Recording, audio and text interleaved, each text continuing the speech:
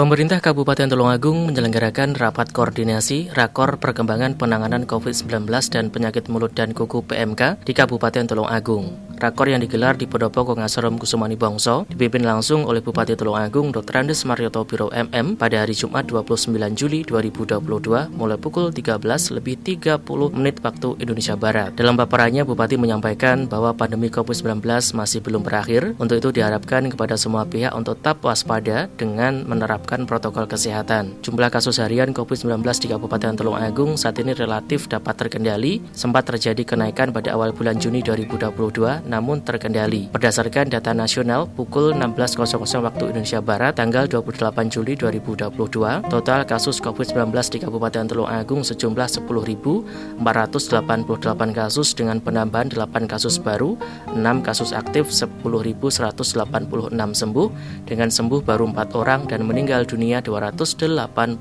orang. Untuk evaluasi kepulangan jamaah haji terdapat hasil PCR positif pada saat kepulangan sejumlah 2 orang dan setelah ditindaklanjuti pada PCR hari ke-6, 1 orang dinyatakan negatif dan 1 orang masih dalam proses pemeriksaan. Rencana tindak lanjut terkait evaluasi kepulangan jamaah haji dilaksanakan dengan pemantauan kesehatan jamaah haji sampai hari ke-21 sejak kepulangan dan kewaspadaan dini terhadap penyakit menular pasca kepulangan antara lain monkeypox, meningitis, H5N1 dan lain-lain. Untuk diketahui bahwa jumlah total jamaah haji Kabupaten Tulungagung sejumlah 402 jamaah, 1 orang jamaah meninggal di Tanah Suci, dan jumlah jamaah haji yang telah menerima vaksin booster COVID-19 sejumlah 393 jamaah atau 97,76%. Dalam rangka mendukung program pemerintah terkait Bulan Imunisasi Anak Nasional atau BIAN, pemerintah Provinsi Jawa Timur merencanakan kick-off pelaksanaan BIAN mulai tanggal 2 Agustus 2022. Untuk Kabupaten Tulungagung, rencananya kick-off BIAN dilaksanakan pada tanggal 3 Agustus 2022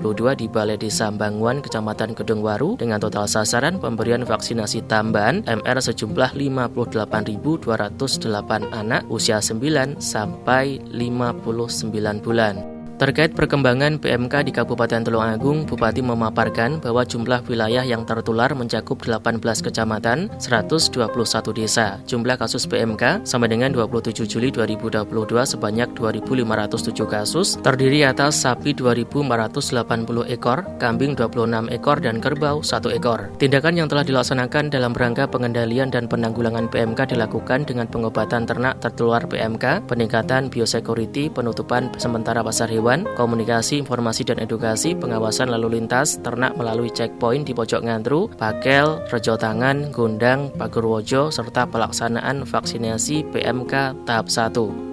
Selanjutnya terkait akselerasi penanganan COVID-19 dan PMK di Kabupaten Tulungagung, Kepala Kepolisian Resor Tulungagung AKBP Eko Hartanto SIKMH menyampaikan agar penggunaan aplikasi Peduli Lindungi di tempat publik untuk diintensifkan kembali, bersinergi dalam meningkatkan vaksinasi COVID-19 dan PMK, serta perlunya mendisiplinkan kembali terhadap masyarakat yang abai terhadap protokol kesehatan, penggunaan masker utamanya di tempat yang banyak aktivitas kerumunan, dan apabila diperlukan dapat diaktifkan kembali operasi justisi.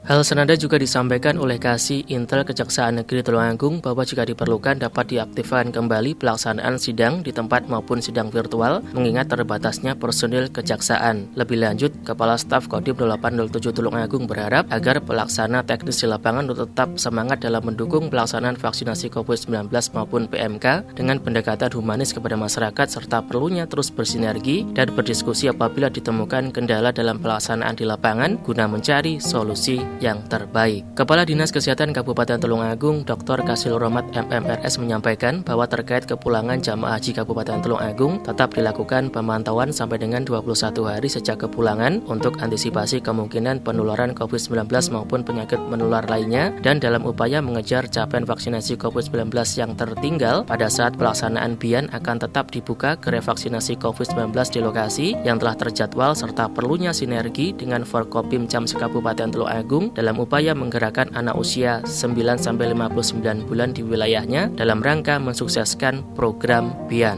Selanjutnya di akhir rakor, Kepala Dinas Peternakan dan Kesehatan Hewan Kabupaten Tulung Agung Mulyanto SPTMM melaporkan bahwa tenaga vaksinator PMK telah mencukupi, terutama dalam pelaksanaan vaksinasi PMK tahap 2 dengan terlaksananya vaksinasi tahap 1 sedikit demi sedikit produksi susu sapi di wilayah Pagerwojo dan Sendang telah mengalami peningkatan. Turut hadir pada rakor ini Wakil Bupati Tulung Agung Gadot Sunuibowo SE, Kepala Perangkat Daerah terkait, Forum Komunikasi Pimpinan Kecamatan Forkopimcam Sekabupaten Tulung Agung, UPT Puskesmas Sekabupaten Tulung Agung, serta UPT Pusat Kesehatan Hewan Puskeswan Sekabupaten Tulung Agung. Kita tuntaskan, yang pertama adalah penanganan COVID-19, yang kedua adalah PMK, ya, penyakit mulut dan kuku. Ini kedua-duanya merupakan satu hal yang penting dan merupakan atensi baik dari pemerintah pusat maupun pemerintah kabupaten, dan ini sudah diperintahkan oleh Bapak Presiden.